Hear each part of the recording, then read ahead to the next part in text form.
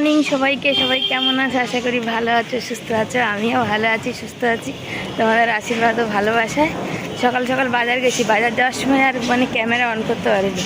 এখানটা প্রচুর ভিড় ছিল। তাই ওদের বাড়ির ছাদ হবে, বুঝেছো? ওদের বাড়ির ছাদ হচ্ছে। আর বাজারে গেলাম, বাজার থেকে মাছ নিলাম। মাছ নিয়ে তারপর মুদি সদাইয়ের দোকানে দাঁড়ালাম। ওখানে মুড়ি বিস্কুট নিলাম, একটা ফাটা ডিম পেলাম, একটাই ছিল, একটা নিলাম। মুড়ি একদম বাড়ন্ত, ছেলেটা খাবে। আর আজকে সিলভার কাপ মাছ নিয়েছি। এই দেখো লাইটা দেখতে পাচ্ছ, 500 সিলভার কাপ 50 টাকা। ওই জন্য নিলাম। রবিবারে বাজার, অন্য মাছের দাম কাতলা চিংড়ি এইসব ছিল, তো সিলভার কাপ 3টে ছিল, জ্যান্ত মাছই, তো একটা নিয়ে নিয়েছি। আমরা যাকে আর কী বলো, ওই ওষুধ খেয়ে বেরিয়েলো না, আর কথা বলতে পারি না। মুখ টুক জিভ ফিপগুলো এত শুকায়, মানে পেটের মধ্যে টেনে নিচ্ছে আমার জিভ। আর সিলভার কাপ মাছ 550 টাকা নিলাম।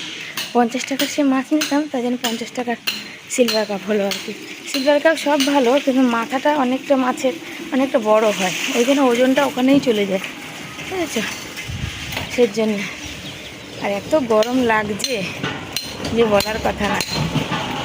চারিদিকে সবার বাড়ি হচ্ছে, আমারও খুব ইচ্ছা, দেখা যাক উপরওয়ালা কী করে, কত দূর মনের ইচ্ছা পূর্ণ করে।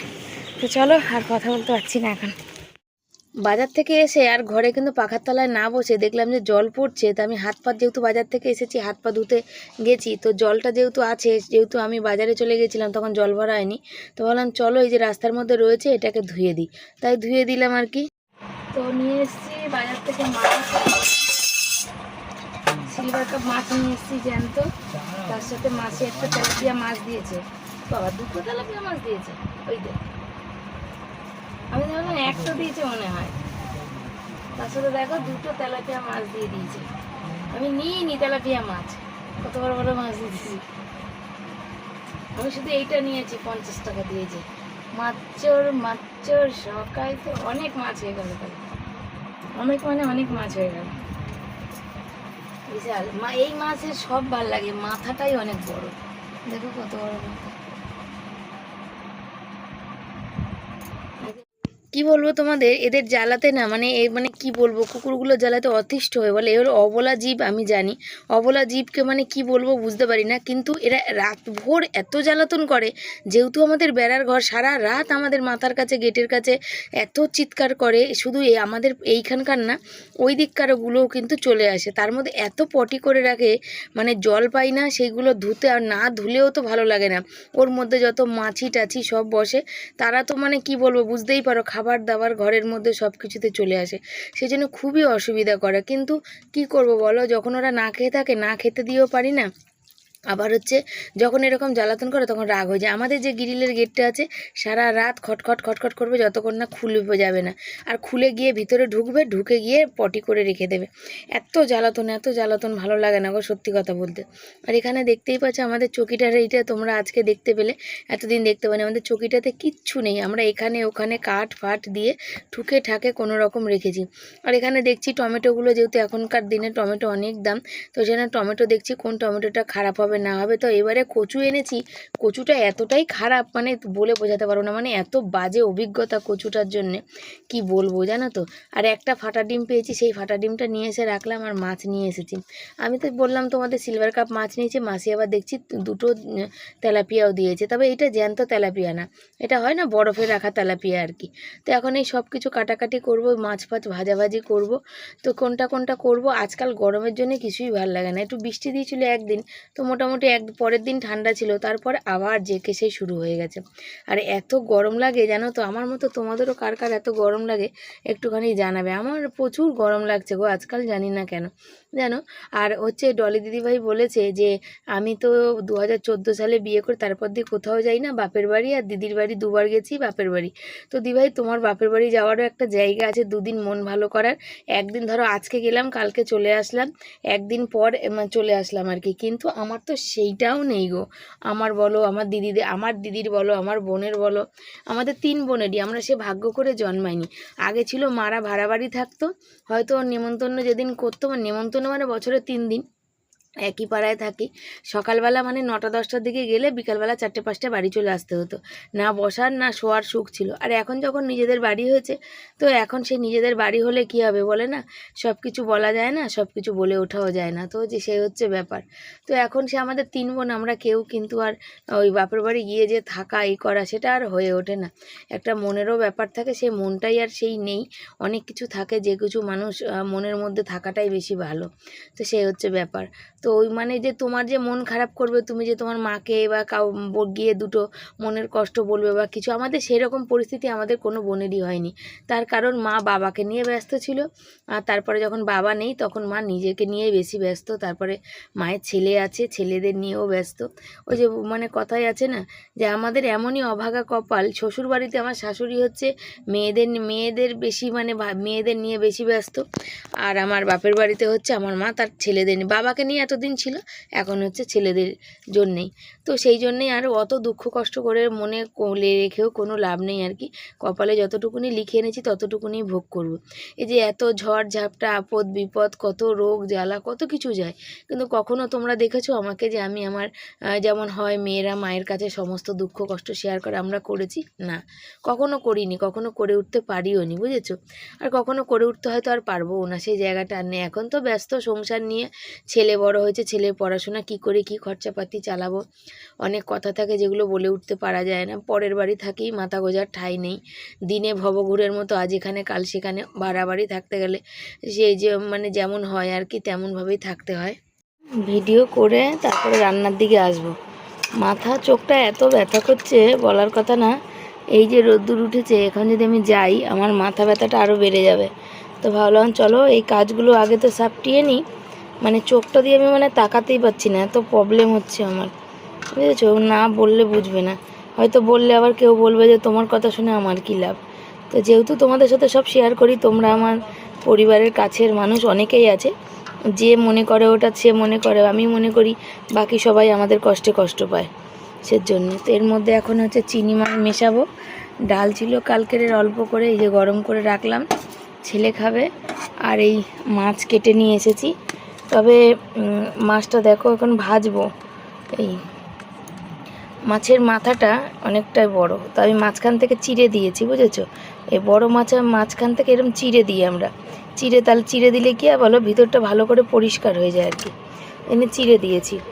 আর হচ্ছে বলে না বিয়েতে বা স্বাদে বা অন্নপ্রাশনে এরকম বড় বড় মাছের মাথা, কাতলা মাছের মাথা এরকম করে সাজিয়ে দেয়, তো আমার বরেরও সেই বিয়ের সময় ভাগ্যে জোটেনি, আমার তো নাই। আমি তো স্বাদ খেয়েছি আটার লুচি আর জল দেওয়া পায়েস, আমার জীবনে অভিজ্ঞতা। আর বাপের বাড়ির স্বাদ খেয়েছি তো খেতেই পারিনি, খেতে বসেছি আর তখনই সবার খিদে পেয়েছে, এই পেয়েছে ওই পেয়েছে, খাবার একটু ওই মুখে প্রসাদের মতো ঠেকিয়ে তারপর জলে দিয়ে এসেছিলাম। তো যাকগে, আর পুরানো কথা মনে করলেই কষ্ট। ছেলেটাকে আমার কোনো দিন বাবা মামা ভাতও দেয়নি। বাবাকে বলেছিলাম মামা ভাত দাও বাবা, যে ছেলে কোথাও অন্য কোথাও মুখে ভাত হয়ে গেলে মামা ভাত খেতে হয়, খেতে পারবে না বলেছিল, আমাদের নেই। আমার ছেলের বেলায় দেয়নি, বাকি কিন্তু সবার বেলা হয়েছিল। তো যাক, সেদিন পার করে গেছে। আর পটকাটা রেখেছি, ছেলে ভালো খায় ওই জন্য রেখেছি। তো চলো মাছগুলো ভাজি। তো দেখতে পাচ্ছ পটলগুলো কেটেছি, আর এই যে পটলগুলো দেখো একটু দানা দানা হয়েছে, তবে দানা হয়ে গেলে আমার বর খেতে চায় না, তবু এখানে ওর মানে একটা পটলের দানা মানে নেই, পাকা নেই। আর আমার পাকা পটল ভাজা খেতে খুব ভালো লাগে চিনি দিয়ে আর কি। পাকা পটলের ভাজা করব, আর ওই যে কচু দিয়ে আলু দিয়ে মাছ দিয়ে ঝোল করব। কচুগুলো সেদ্ধ হচ্ছে না, কি আর করা যাবে। মাছগুলোতে যে হলুদ দিয়েছি অনেকটাই দিয়েছি জানো তো। আর এই তেলাপিয়া মাছ কিন্তু ভাজতে গেলে একটু কড়াইতে লেগে যাবে। আর মাছের মাথাটা এতটাই বড়, ছেলে বলছে মা মাছের মাথাটা কে খাবে, তবে আজকাল জানো ছেলে না লেজা খেতে চাইছে না, ও দাগার মাছ বেশি ভালো খেতে মানে ভালো খেতে পারছে, মানে লেজাটা খেলে না ওর আজকাল কেমন যেন একটা অস্বস্তি মতন হয়, ওই জন্য ও দাগা খেতে চায়, দাগা খাবে। তো আমি বললাম ঠিকই আছে, তো আজকে লেজা খেয়ে নে, এরপর দিন থেকে তোকে আর লেজা দেবো না, তুই দাগাই খাবি। তো কড়াইতে তেল বসিয়ে দিয়েছি, তেলটা গরম হতে দিয়েছি, আর নুন হলুদ সব মাখিয়ে দিচ্ছি। আর আজকে মাছ রান্না করব, কালকে কিন্তু দুবেলাই মাছের ঝোল ভাত রান্না করব আর কি, একবেলা করব না, জানো তো। আর আজকে আমার বাবা বলতো যে বেশি যখন তেল হয় তখন কিন্তু ওই আগে মাছের মাথাটা ভাজতে হয়। আর যেই মাছের মাথাটা দিয়েছি দেখো কি কাণ্ড ঘটবে, দেখো আমি ভয়েস দিচ্ছি তো তাই কী হারে ফুটছে, দেখতে পাচ্ছ কী হারে ফাটছে। এমন ফাটলো, ফেটে পুরো একদম তেল ফেটে আমার পুরো হাতের মধ্যে। তাও দেখো মাছের মাথাটা আমি কিন্তু মাঝখান থেকে চিড়ে দিয়েছি, তোমাদের তো দেখিয়েছি। এমন ছিটকা দিয়ে ফাটলো পুরো হাত ময় তেল। এই যে ফাটাটা ফাটলো, এই যে তেলটা ফাটলো না, মানে এত ফাটলো যে বলার কথা না। দিয়ে পুরো হাত চোখ মুখ হলো, আমি আর ক্যামেরা করতে পারলাম না। তো মাছটা এদিক ওদিক সেদিক ঘুরিয়ে ঘুরিয়ে ভাজলাম আর কি, তারপর ওই মাছগুলো দিলাম আর কি ভাজতে। তো আমার অনেক কথা অনেকেরই খারাপ লেগে যায়, তো তার জন্য আমি ক্ষমা প্রার্থী। কি করব, মনের কথা। 12:30 বাজে, মাছ ভাজা কমপ্লিট করলাম, দুটো কড়াইতে রয়েছে। চাল ধুয়ে চলে আসলাম, এখানে জল আছে। ছেলে আজ সকাল দিয়ে কিছু খাইনি, 4টে বিস্কুট আর জল খেলো। এখন আমি যাব শর্ট ভিডিও করতে। আর এখন ভাতটা বসিয়ে দিয়ে ভাবছি শর্ট ভিডিও করতে যাব, কারণ জল যাওয়ার আগে গামলা টামলা ধুয়ে টুয়ে নেবো, তাহলে বড্ড অনেক দেরি হয়ে যায়। শশাগুলো একটু খারাপ হচ্ছে, বার করে নিয়েছি, দুপুরবেলা কেটে দেবো শশা। আজকে কি রান্না করো বলো? এই মাছ দিয়ে কচু দিয়ে আলু দিয়ে ঝোল করব। এই পটলটা ভাজার ইচ্ছা ছিল না, তো পেকে গেছে, সেজন্য পটলটা ভাজবো। ওই আলুটা ছেলে সেদ্ধ দেবো। আর কালকেকার এই যে একটু তরকারি আছে, এটাকে গরম করবো, ব্যাস। আর কিছু রান্না করবো না, ইচ্ছা করে না, এক একদিন ইচ্ছা করে না জানো। আর আজকাল আমার তো একদমই ইচ্ছা করছে না, মনে হচ্ছে একটু বসি আরাম করি। আর একজনের ভিডিও দেখি সোশ্যাল মিডিয়া কদিন আগে, প্রচণ্ড সব একে অপরের উপরে কাদা ছেঁড়াছেড়ি করছিল আর কি। তো বাড়ির দুটো বউ, একটা বউ শ্বশুর শাশুড়ি, বাচ্চা কাচ্চা, গরু, গ্রামে থাকলে যা হয় পশু গরু ছাগল টাগল, জমি টমি চাষবাস হয় আর কি। আর একটা বৌমা হচ্ছে ছোট বৌমা, সে হচ্ছে একটু দূরে থাকে, তার স্বামী চাকরি করে। তো তার জীবনে যাপন একদম আলাদা। সে যখন তখন ঘুরতে যাচ্ছে, বড়োর সাথে প্রতিদিন ঘুরতে বেরোচ্ছে বা বড় বড় ট্যুরে যাচ্ছে। আর যে বড় বউ রয়েছে তার জীবন একদম মানে আলাদা। তার একদম ওই 4 দেওয়ালে বন্দি, আর বাকি বাপের বাড়ি যদি যায় তো যায়। আর কখনো হয়তো 1-8 বছরে একদিন হয়তো ঘুরতে গেল, তাও তো যেতে পারে না, কেন যেহেতু বাড়িতে ওই যে বললাম সব গরু ছাগল যারা পোষে তাদের তো কোথাও বেরোনো খুব মুশকিল।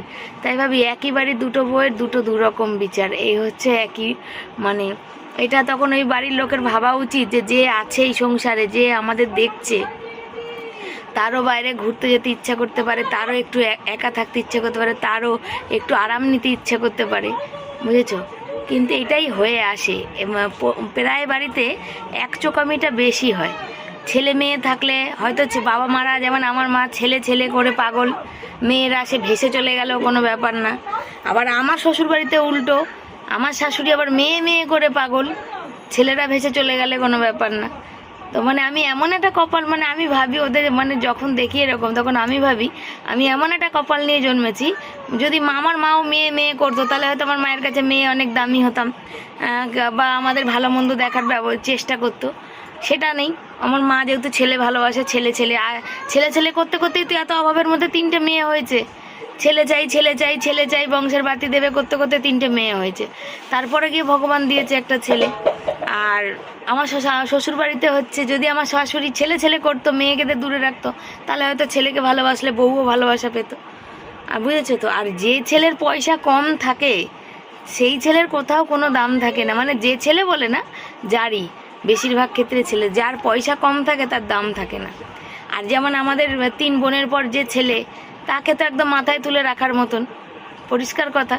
কেন 3 ছেলের পর ছেলে ছেলে সে করেছে, সে ছেলে পেয়েছে, সে মাথায় তুলে রাখবেই, এ স্বাভাবিক। আবার ছোট ছেলে সব থেকে ছোট, তাকেও মাথায় তুলে রাখার কথা।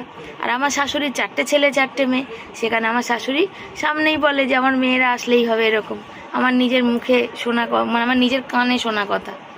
তো তাই ভাবি, আবার এই কথাগুলো বললে আবার কারোর রাগও হয়ে যাবে। তো কেউ আছে ছেলে ছেলে করে, আবার কেউ আছে মেয়ে মেয়ে করে, কিন্তু ভাবে না যে ছেলেটাও আমার, মেয়েটাও আমার। ছেলেটার কষ্টতেও আমি কষ্ট পাবো, মেয়েটার কষ্টতেও কিন্তু আমি কষ্ট পাবো। হয়তো কেউ কাছে থাকে সে একটু বেশি ভালোবাসা পায়, যে দূরে থাকে সে একটু কম পায়, কিন্তু পাবে তো। যেমন আমাদের কেউ কোনো সময় মানে আমরা যদি কাউকে ফোন করে জিজ্ঞাসা করি কি হ্যাঁ কেমন আছো বা কিছু হয়েছে, আমরা কেমন আছি কেউ জানার প্রয়োজনও মনে করে না। কিন্তু আমরা যদি কারোর খবর না নিই, বলবে খবর নিলে না, ফোন করো না, বুঝেছো? এ হচ্ছে ব্যাপার। অনেক কথা থাকে যেটা না সবসময় বলা যায় না, তাও তো আমি রাগের বশে বা মনের কষ্টে বলো যাই বলো বলে ফেলি তোমাদের কাছে। আমি জানি আমার আপন যারা আছে তার থেকেও তোমরা অনেক আমার কাছের। এই যে পটল ভাজা বসিয়েছি, আর এই পটল ভাজার তেল তুলে রাখবো আজকে, ওইটা দিয়ে আমি ভাত খাবো। আর ভাত এখানে ফুটে গেছে, আর আমি আওয়াজ একদম সহ্য করতে পারি না। আর পাখাটা কি জানি কেন আওয়াজ করছে, দেখো ঘ্যাট ঘ্যাট করে, শুনতে পাচ্ছ তোমরা? মাছের ঝোল বসিয়ে দিয়েছি। না কালকে ভিডিওটা খুব ছোট হয়েছিল, রান্নাবান্না শেয়ার করে এক একদিন হয় না, ইচ্ছা করে না, মনে হয় যেন বিরতি নিই। আর আজকাল বললাম না ভিডিও ক্যামেরা করতে গিয়ে, সেই ক্যামেরা করতে গিয়ে না এক একদিন ইচ্ছা করেও না। আর তারপরে নেটের জন্য না একদম মন টন ভেঙে গেছে আর কি, যেন টাইম টু টাইম ভিডিও দিয়ে তারপরে কি বলবো, এত সমস্যা, নেট প্রচুর সমস্যা। দেখো কচু আলু মাছ দিয়ে, তবে আজকাল একদম পাতলা করে ঝোল করছি। আর এই যে মাছের মাথাগুলো দিলাম আর লেজা দিলাম, মাছের মাথাটা দিয়ে বেশ ভালো করে টকবক করে ফোটাবো, ফুটিয়ে তারপরে ঝোলটাকে নামাবো। কাছ থেকে বাড়ি এসছে, আর বর নিয়ে এসছে দেখো মেশিন কন্ট্রাক্টরের, বুঝেছি? দেখো এটা হচ্ছে মার্বেলের কাজ করবে, মোটামুটি সব কাজই শিখেছে, রঙের কাজ, রাজমিস্ত্রি, মার্বেল। বাড়িঘর বানালে অন্য মিস্ত্রির অত দরকার পড়বে না আমাদের, সেন্টারিংয়ের কাজ সবই শেখা আছে বরের। কিন্তু দুঃখের বিষয় হলো, সে বর বলতো যে বাড়ি আমি নিজের হাতে করবো একা সব কিছু, তো সে বাড়িটাই আর হলো না। তো 2 ঘন্টা কাজ আছে, দেখো যার ব্যাগ ম্যাচিং রাখার, আমাদের ব্যাগ তো ছিঁড়েই যায়, তার দিয়ে দেখো বেঁধেছে। আর 2 ঘন্টা মতো কাজ আছে, একটু মার্বেলের কাজ আছে আর কি, সেটা করবে। তো আমাদের তো মেশিন টেশিং নেই, কন্ট্রাক্টরের কাছ থেকে চেয়ে নিয়ে এসছে। এটা ও নিজে 2 ঘন্টা কত 200 টাকা পাবে। তো আমি বারণ করেছিলাম, এত গরম, আমাদের কোমরে ব্যথা, তো বললো যে না যাই, যা পাবো, সামনে তো অনেক খরচাপাতিগুলো হবে আর কি। তাহলে ঠিক আছে যাও, কোনো ব্যাপার না, আস্তে ধীরে সুস্থে করো। বলছে 2 ঘন্টার কাজ 3 ঘন্টা লেগে যাবে, আস্তে আস্তে করবে, লেবার নেবে না, নিজেই করবে।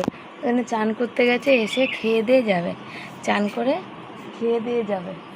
আর আসবে সন্ধ্যাবেলা, আমরাও খেয়ে দিয়ে শোবো, আবার রাতে এসে গা তা ধোবে, যেমন গা ধোয় তেমন গা ধোবে, এই আর কি। তো চলো ভাতটা বেড়ে ঠান্ডা করি। বর চলে গেছে দেখো চান করতে, আর আমি এখানে বসে পড়েছি, একটু শশা কাটবো আর কি, শশা কাটবো, তারপরে হচ্ছে পেঁয়াজ কাটবো। হ্যাঁ পেঁয়াজটা কাটবো এই কারণে, হচ্ছে আলু মাখবো ছেলের জন্য, একটু ওই ডাল আছে না, ওই ডাল হচ্ছে আলু সেদ্ধ দিয়ে মেখে ও খেতে ভালোবাসে, সেই জন্য। তবে দুঃখের বিষয় শশা কাটবো তোমাদের বললাম, কিন্তু শশা আর কাটা হয়নি, এই মাছের ঝোল টোল নামাতে গিয়ে হয়ে গেছে। আর ওখানে হচ্ছে বর গেছে চান করতে, বুঝেছো, সেই কারণে। তো এই যে দেখো এখানে সব একে একে এদিক ওদিক করে নিচ্ছি আর কি। আর বাসন এই যে থালায় ভাত বাড়তে শুরু করে দিয়েছি, তখন আর করা হয়নি, তখন আর ওই শশাটা কাটা হয়নি, রেখেছি হাতের কাছে, কিন্তু ভুলে গেছি। আজকাল বড্ড ভুলো মন হয়ে গেছে জানো তো, ওই একঘেয়েমি জীবন হয়ে গেছে, তো সেই সকাল থেকে ওঠো, সংসারের সমস্ত কাজ করো, রাত অবধি একদম সমস্ত কাজ করতে থাকো, সেই করতে করতে একদম একঘেয়েমি। এখানে টিভি চলছে, টিভির দিকে হা করে দেখা। তবে খাওয়ার সময় টিভি চলতে আমি বারণ করি আর কি বরকে। কী বলতো, যখন খাবে না তখন কি হলো, হা করে টিভির দিকে তাকাবে, জানো, তখন দুটো মনের কথা বলা হয়। সারাদিন তো এমনি কথা বলার মানুষ নেই, খাওয়ার সময় যা একটুখানি কথা বলি আর কি। আজকের এই খাবার দাবার হয়েছে, এই যে দেখতে পাচ্ছ, রান্না করেছে, আজকে কিছু রান্না করিনি, রাতে একটু ঘুগনি করার ইচ্ছা আছে, এখন শরীর আর ওয়েদার বুঝে। আজ রান্না হয়েছে দেখো, এখানে ভাত হয়েছে, এখানে কালকেকার তরকারি একটু গরম হয়েছে, কালকেকার ডাল গরম হয়েছে, শুধু আজকে পটল ভাজা হয়েছে, আলু সেদ্ধ হয়েছে, আর এই যে কচু দিয়ে আলু দিয়ে মাছ হয়েছে, এই রান্না হয়েছে আজকে। আজকে খাওয়া দাওয়া হবে। শশা কাটালো না আর কি, তো রাতে দিয়ে দেবো ঘুগনির সাথে। আর আমি তো আলু সেদ্ধ আর পটল ভাজার তেল দিয়েই খাওয়া যাবে, আমার বরকে দিয়ে খাই, আর বেশি কিছু রান্না করিনি। রাতের যেহেতু ঘুগনি করবো, ঘুগনি দিয়ে আমার খাওয়া হয়ে যাবে ওই জন্য, ঠিক আছে। তো চলো ছেলেকে একটু ভাত মেখে দেবো, লেবু আছে তার সাথে, বর খাবে একটু আচার, চলো সাথে থাকো। চলে এসেছি এখানে, বাসন কোসন মাজতে, ছেলের সাথে কথা হচ্ছিল, তো বলছিল যে মা তুমি বুঝতে পারো না, বলছি না, আজকাল কি হচ্ছে বলো তো, পায়ের গোড়াটা বড্ড ফুলছে, আর কোমরের যন্ত্রণার জন্য আমি খেয়ে উঠে না কোনো কাজ করতে পারি না। আর আমার একটা জিনিস কি হচ্ছে বলো তো, খেয়ে ওঠার পর যদি আমি কোনো কাজ করি না, যত পেটের খাবার আছে সব আমার মুখের মধ্যে চলে আসে। বর তখন বলতে থাকে তুমি আগের জন্মে গরু ছিলে, জাবর কাটতে শুরু করো। তো জানি না, তো বলতে পারবো না। আর বর এখন বেরিয়ে কাজে যাবে আর কি, বর রেডি হচ্ছে, আর এই দেখো বর বেরিয়ে চলে যাচ্ছে আর কি, কিন্তু চলে যাচ্ছে একটু পরে তোমরা দেখতে পাবে বর বাড়ি চলেও এসছে। আর কারেন্টও চলে গেছে, যে খেয়ে দিয়ে উঠে একটুখানি বসবে সেটাও হয়নি, ম্যাচিং ট্যাচিং নিয়ে যাচ্ছে, কড়াই ফড়াই সব নিয়ে যাচ্ছে। বলেছিল 2 ঘন্টার কাজ আছে, 200-300 টাকা মতো দেবে আর কি। সামনে তো অনেক খরচা, যাকে আমার বর যেখানে যে ওভার টাইম কাজ পায় আমার করে, কিন্তু কি গরম কি শীত ওইসব দেখে না, কাজ পেলেই বেচারা কাজ করে। এত পরিশ্রম করতে পারে এই মানুষটাকে না দেখলে জানতাম না। কোমরের ব্যথা, মানে সোজা হতে পারছে না, কোমর ফুলে গেছে, তো আর সত্ত্বেও কিন্তু কাজে গেছে প্রতিদিন। ওই ওষুধের দোকানে দাদা বলেছে 10-15 দিন তুমি রেস্ট করো, নাহলে কিন্তু হবে না। কিন্তু রেস্ট করার মতো ও না জানে, ও জানে রেস্ট করলে ওর আমার সংসার একদম চলবে না। আসলো আর বর বলেছিল যে কাজে যাওয়ার কথা, বর চলে এসছে। বলে না মানুষ সময়ে সুযোগের সুযোগ নেয়, তো এরাও তাই, বুঝেছো? 2 ঘন্টার কাজের জন্য আমার সকাল থেকে কাজ কামাই করে ওনার বাড়ি কাজ করতে হবে। তাই এই যে বরমাসাই এসে গেছে, দেখো চলে গেছিলো, আবার ঘুরে চলে এসছে। কারেন্ট ছিল না, ভালো হলো, পাখাটা এখানেই রাখো না, আবার কারেন্ট যাবে, আবার হাওয়া করতে হবে, বুঝেছো? শুভ সন্ধ্যা সবাইকে, সবাই কেমন আছো? আশা করি ভালো আছো। আর সেই দুপুর থেকে কারেন্টটা জ্বালাতন করছে, দেখো এখনও কারেন্টটা চলে গেছে, অন্ধকারে বসে আছি। মটর ভিজিয়েছিলাম, বর চা করলো, চা খেলাম, তো ভাবলাম ঘুগনিগুলো বসাবো করবো, মটর ভিজিয়ে রেখেছি। আর ছেলে গেল আকার স্যারের বাড়ি, অনেক দিন ধরে যায় না, তার জন্য গেল।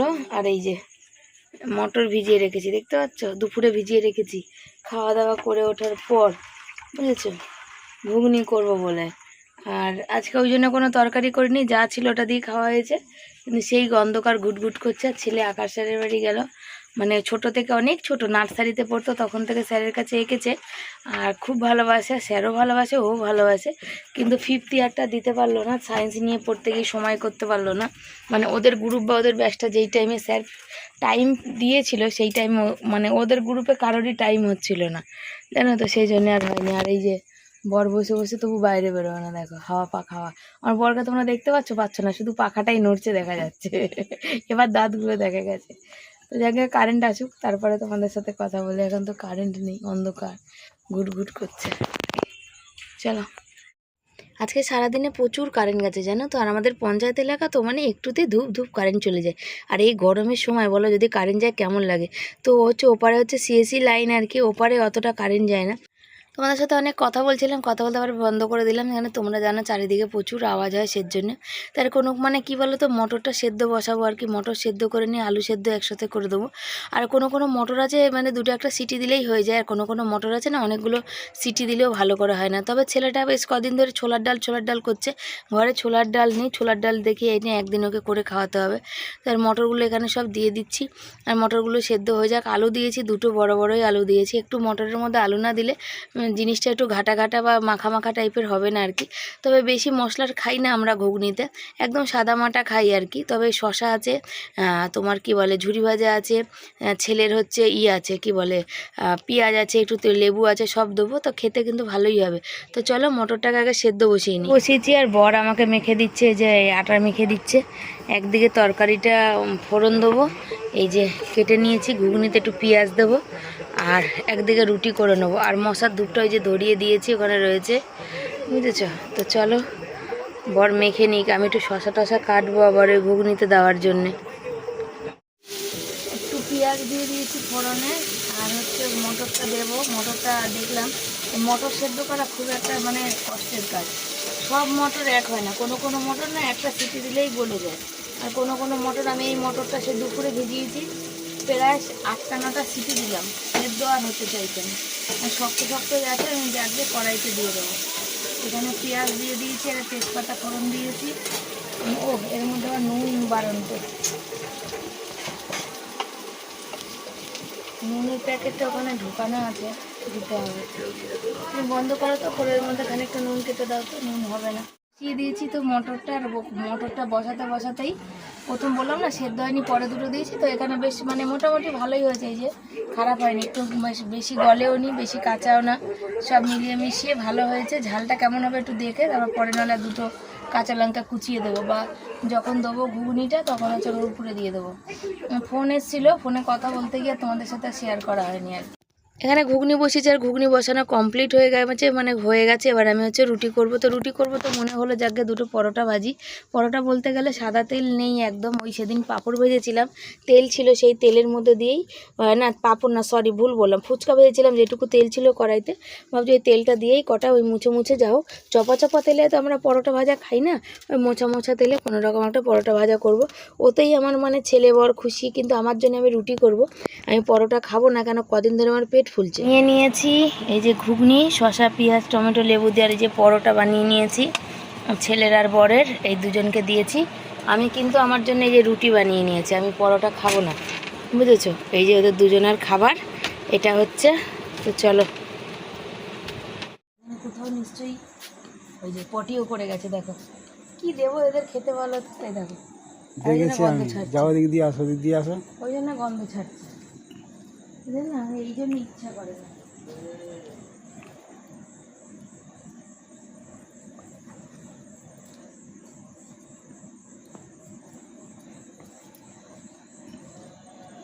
কোন জায়গা দেখো করেছে, আজকে ওখানে জল দিয়ে ধুয়েছি বাজার থেকে এসে, আর এখানটা দেখো কালকে ধোয়াতে হবে।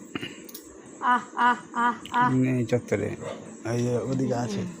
সত্যি কথা বলতে কুকুরদের কি খেতে দেবো, দেখো এই তোমাদের বললাম এই মাত্র একটু আগে দেখো এখানটা পটি করে গেছে ঘরের সামনে, তো ঘর থেকে গন্ধ বেরোচ্ছিল, তো ভাবলাম কেন গন্ধ বেরোচ্ছে, কি হয়েছে রে বাবা, তারপর দেখছি বাইরে বেরিয়ে খেতে দিতে এসে পটি। তো এখানে বরের টিফিন গাড়িটা ধোয়া হয়নি দুপুরে, আর এখানে চায়ের বাটি রয়েছে, তো সেগুলো একবারে ধুয়ে দিচ্ছি আর কি, ধুয়ে দিয়ে তারপরে মুখ হাত পা ধোবো, গা ধোবো, তারপরে গিয়ে শোবো। বরের কোমরে আবার চুন হলুদ লাগাবারে দেখো এদের খেতে দিয়েছি, ওর মাটা কিন্তু দূরে দাঁড়িয়ে আছে। বলে না, সে যেই প্রাণী হোক ইয়া যে মানুষ হোক, প্রাণী হোক, যাই হোক, সবসময় মা চায় কিন্তু তার সন্তানরা ভালো করে খেয়ে পরে থাকুক আর কি। তো এ দেখো মাটা দূরে দাঁড়িয়ে আছে, বাচ্চা দুটোকে খেতে দিয়েছি আর কি, বাচ্চা দুটো খেয়ে সাপা চাট করে দিল আর কি। তো আমি এখন চলে গেছি মুখ হাত পা ধুতে, ধুয়ে চলে এসেছি। আর এখানে সাইকেল তোলা বাকি আছে, একটা সাইকেল বর তুলে দিয়েছে, একটা সাইকেল ছেলে তুলবে। আর এখানে দেখো চুন হলুদ লাগিয়ে দিচ্ছি, কেন কোমর ব্যথাটা কিছুতেই ভালো হচ্ছে না জানো তো, একটু নড়ানড়ি কাজ করলেই কোমরে আবার ব্যথা হচ্ছে। তো আবার গেছিলাম ওষুধের দোকানে, বললামই তোমাকে 15 দিন কোমরটা রেস্ট করতে। কী বলে, যখন কোমরটা একটু হালকা ফুলকা কাজ হচ্ছে আর কি, তখন ব্যথাটা কমছে, আবার জেগে সেই ব্যথাটা হচ্ছে। তার জন্য চুন হলুদ একটু লাগাচ্ছি, আমাদের গরিবের ঘরোয়া টোটকা তো এটাই, তাই না? ভবিষ্যতে পরে গিয়ে কি হবে দেখা যাবে। তো এখন তো এই টোটকাটাই চলুক। তো চলো আজকের মতো ভিডিও এই অবধি রাখলাম। সবাই ভালো থেকো, সুস্থ থেকো, আসবো পরের দিন নতুন একটা ভিডিওর সাথে। তোমরাও পাশে থেকো, সাথে থেকো, আর অনেক অনেক ভালোবাসা দিও আমাদের এই পরিবারকে, যেন এই পরিবার একটু তোমাদের মানে ভরসায় আশায়, তোমাদের ভালোবাসা সাপোর্টে একটু মুখ তুলে উপর দিকে তাকাতে পারে, এই হচ্ছে ব্যাপার। তো চলো tata, bye bye, good night সবাইকে।